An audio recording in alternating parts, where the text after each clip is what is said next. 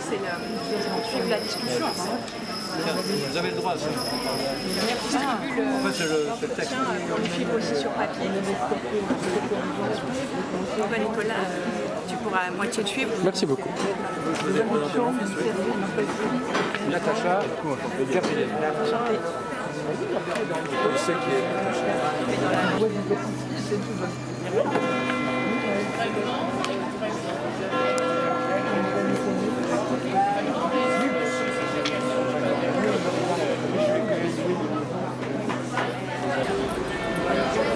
Natacha est prête.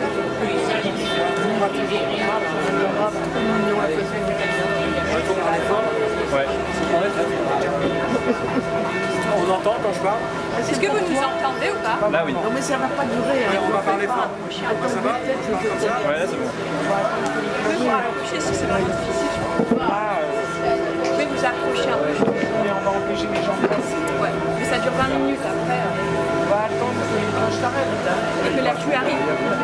La pluie va arriver. On s'est pêché. On ira faire ça dans la nuit. Ah oui, c'est vrai. Il y a le corps de Christ. C'est la messe.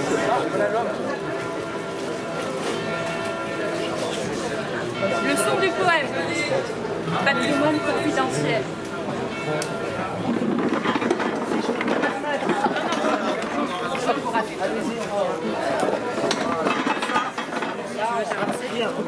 Non, ça signifie les perdre. Si j'avance, je coupe les têtes. Le public se rapproche. Excuse-moi. Mais donc, à aucun moment vous n'êtes finalement que spectateur en chiffres du marché. Votre rôle est bel et bien celui d'écrire avec talent et style ce rapport sur votre activité. En effet, ce communiqué doit avoir un son, un rythme et un sens adéquat. Il doit faire rêver mes co-administrateurs ainsi que les fonctionnaires qui seront destinataires de cette œuvre. Quand je lis mon rapport financier, je tiens compte de ce que l'on attend a priori d'un trésorier et du message que je veux faire passer. Je m'habille comme on s'y attend dans les bureaux somptueux de l'association qui gère le marché de la poésie. Blazer foncé, poète coloré, il fait un peu chaud, pas mieux que blazer. J'utilise un ton sérieux mais fluide. Je prévois évidemment quelques formules amusantes pour détendre l'atmosphère. J'anticipe des ruptures de rythme. Bref, je fais tout mon possible pour maintenir l'attention de mon auditoire. Vous venez de parler du son du poème. Et je viens de répondre sur le son de mon poème, ce qui est très futile au regard de ce que je dois maintenant vous avouer.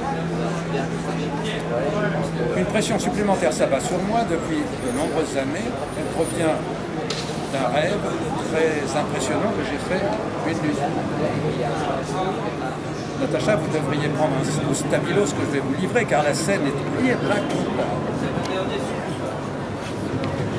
La déesse Circé, la déesse organisatrice du marché, m'est apparue pour me demander de conserver caché dans mes affaires, en l'occurrence dans ma mallette, et sous le sceau du secret, le son du poème. Ce son du poème m'était présenté par la déesse dans une coupe, et cela m'a immédiatement rappelé le poison qu'elle avait offert à Ulysse, et qu'elle n'avait d'ailleurs pas accepté.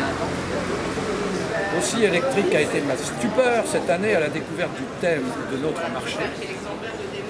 J'ai pensé à un signe envoyé par Hélios, le père de Circé, peut-être par Persée, sa mère, à dessein de causer du tort à leur fille, ou plutôt Ulysse, qui a bien failli se faire avoir par Circé avant de la séduire. Circé me considère depuis toujours comme le plus sérieux de l'équipe.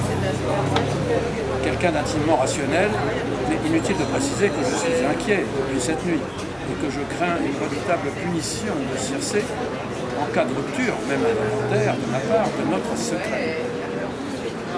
Vous n'êtes pas sans savoir que Circé, autrement dénommée magicienne, est connue pour ses concoctions de drogue, voire pour ses poisons, dans le but de punir ses ennemis. Le seul fait de vous en parler me place en situation de stress important. Je n'en ai d'ailleurs jamais parlé à personne et je ne compte pas le faire ce jour. Patrick, ces confessions oniriques sont troublantes. J'y perçois, en conflit avec votre autodescription, un univers imaginaire riche et ici déposé sans faire le moindre calcul. En quoi, selon vous, la préservation à l'ouïe prime sur l'entretien évertué des sens dans l'écriture poétique? Avez-vous déjà subi des pressions extérieures, des acouphènes, sinon reçu des pieds ou des proses, même manuscrits, d'auteurs en détresse au regard de vos responsabilités politiques? Alors oui, certains poètes m'interpellent par téléphone, par courrier, par mail, dans le but de tenter d'améliorer leur situation financière. Le plus drôle est l'attitude de certains d'entre eux qui, après avoir eu vent de la rumeur selon laquelle j'aurais été chargé de la sauvegarde du son poétique, m'assènent de courriers interlopés. Mais en tant que trésorier gardien, comment vous défendez-vous face à ces missives quelque peu menaçantes? Je pratique généralement le ghosting, mais écoutez un peu.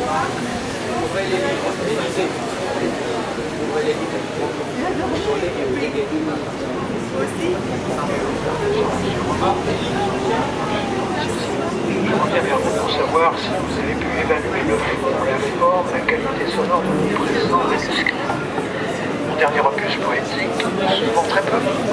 Mon éditeur menace de le passer au bilan. Or, je suis écologiste et un tel acte me conduirait littéralement en dépression si ce n'est à accomplir un risque suicidaire.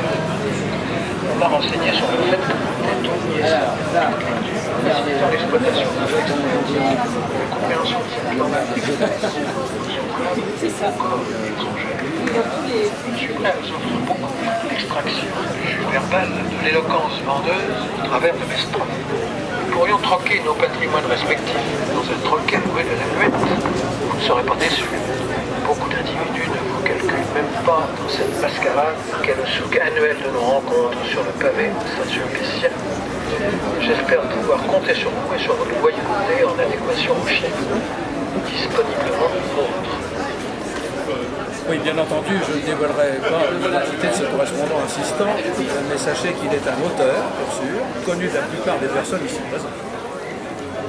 Monsieur Robin, avez-vous d'ores et déjà été tenté d'user de votre costume de gardien pour agir ou détourner ce que vous déteniez pour cassette ou coffre en vue de vous libérer de cette charge, sinon pour un profit personnel? Fichtre non, car j'aurais bien trop peur d'une éventuelle punition de notre déesse Circé. Mon ami Cyril, grand spécialiste de mythologie en tout genre, m'a rappelé ce que Sisyphe a subi en remontant sans cesse ce rocher parce qu'il avait désobéi. Imaginez que je pourrais être contraint de refaire éternellement mon rapport financier, refaire éternellement mes additions, mes soustractions, mes multiplications, mes divisions, rédiger éternellement l'habillage poétique de ces travaux. Oh, grand malheur! Déesse du marché, ici place Saint-Sulpice, rayonne ma foi. Gardien du son, je suis dans le murmure. Veille, la voix secrète, qui dans ma mallette repose en toute sécurité. Secret phonique, trésor sonore, secret phonique, trésor sonore, secret phonique, trésor sonore. Croyez-vous alors que la diffusion, même si invraisemblable, du trésor poétique que vous avez la charge à lui de préserver dans ce coffre puisse un jour venir à fuiter? Pensez-vous qu'une telle brèche audible soit à même de ranimer la foi, la raison, l'imagination des êtres humains selon des dispositions et appréhensions de l'existence, disons-le, plus sensibles, plus illuminés, plus célestes, significativement plus vivants?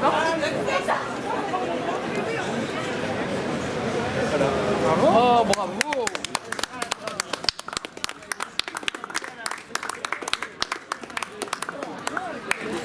Et alors, elle s'ouvre cette mallette.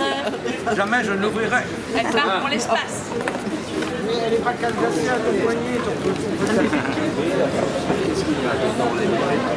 Il y a le seul poème. Qui ne sort pas. Thème du marché. C'est-à-dire